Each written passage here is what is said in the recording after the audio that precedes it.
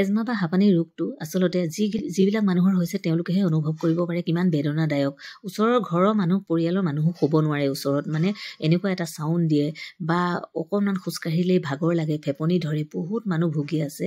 তেওঁলোক আচলতে আমাৰ যিটো মানে এজমা বা হাঁপানিৰ ঔষধ নিছে, পুষ্প বাইদেউৰ পৰা নিছে বহুতে দেই, তেখেতৰ পৰা বহুত মানুহে নি আৰোগ্য লাভ কৰিছে। আৰু তাৰপিছত বাইদেউক ক'লোঁ মোকো শিকাই দিয়ক, মই যিকেইটা পাৰ্চেল কৰি দিব পাৰোঁ।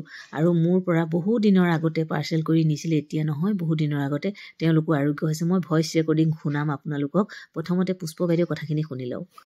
আহিব মানুহ মোৰ ওচৰলৈ 100-150 মান আহিলে, আৰু তেওঁলোকে ফোন নাম্বাৰো থৈ গৈছে মোৰ ওচৰত। তেওঁলোকে মোলৈ ফোন কৰিছে বাৰু ভাল পাইছোঁ বুলি। সেইটো কিন্তু কিছু বাছি খাব লাগিব, সেইটো বেমাৰ হ'লে মানে 6-7 মাহমান। মাছ, বেঙেনা, গাখীৰ, কণী এনেকুৱাবিলাক বস্তু তাৰমানে, মাছটোতো একেবাৰে মানে হেৰি আৰু খাবই নালাগে। তেনেকৈ মানে বাছি খালে 6-7 মাহ যি বাছি খাই নহয়, সেইটো একেবাৰে নিৰাময় হয়। এজমেটিকটো সৰু ল'ৰা ছোৱালী সৰু ল'ৰা ছোৱালীও তেনেকুৱাই। মই 7 বছৰ 5 বছৰ ওপৰখিনিক মই মানে হেৰি মদটোৱে দিছোঁ, যেনিবা তাবিজটোৱে দিছোঁ। খালি তাৰ তলৰবোৰক মই হেৰি এটা মানে বেলেগ ঔষধ দিওঁ, খাবলৈ দিয়ে। দিওঁ।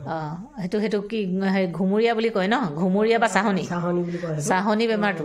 চাহনি বেমাৰটো সেইটো খাবলৈ দিয়ে 5-7 বছৰ তলৰ। 5 বছৰ তলৰ। 5 বছৰ তলৰ যিখিনি ল'ৰা ছোৱালী আছে তেওঁ খাবলৈ দিয়ে। খালে সম্পূৰ্ণ ভাল হয়নে? সম্পূৰ্ণ ভাল হয়। হৈছে তাৰমানে আমাৰ এইডোখৰত নাই তেনেকুৱা মানে চাহনি বেমাৰী। চাহনি বেমাৰ ল'ৰা ছোৱালী নাইকিয়া হ'ল বুলি কৈছে।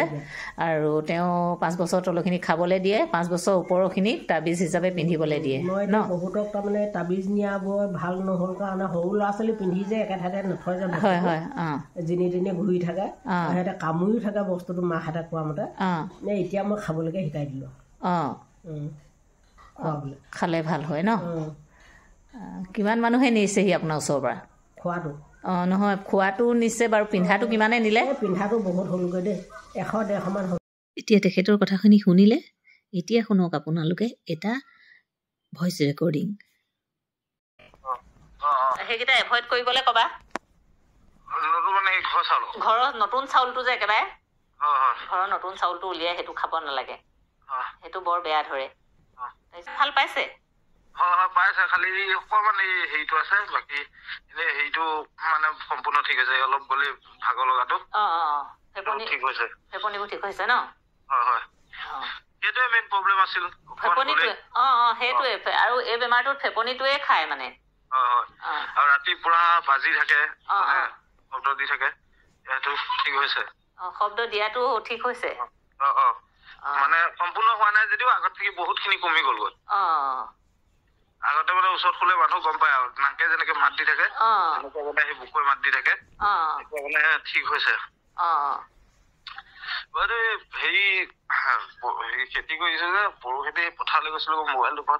সেইকাৰণে মই কালিও ৰাতি মাৰিছো, আজিও তোমাৰ মাৰি আছো, পোৱা নহয় বোলো। তেওঁক একেবাৰে ভালকে কালি নুশুনিলো, আলহী এজন বহি আছিলে, তাই কথাখিনি শুনিবলৈ নাপালো বোলো। আজি ভালকে শুনোচোন, এনেকে মানুহটো নাই সেই বুলি ভাবি পেলাই মাৰি আছিলো। কিন্তু এতিয়াও মাৰিছিলো, তুমি গলা বাৰু। যে কি নহওক, ভাল পাইছে বুলি ক'লে ভাল লাগে। আৰু বহুত মানুহে জানা নাই, বহুতে নিছে, বহুত সৰু সৰু ল'ৰা ছোৱালী একেবাৰে ভাল হৈ গৈছে। কিন্তু মানে তেওঁলোকে ভাল পাইছো বুলি ফোন এটা নকৰে। হয়, সেইটোকে কৈছো, তুমি কৰাৰ কাৰণে ভাল পাইছো বাৰু। এইটো মোৰ দায়িত্ব। ঠিক আছে তেতিয়াহ'লে। ঠিক আছে, বহুত বহুত ধন্যবাদ। ভগৱানে সহায় কৰক, মংগল কৰক আপোনাক। হয়।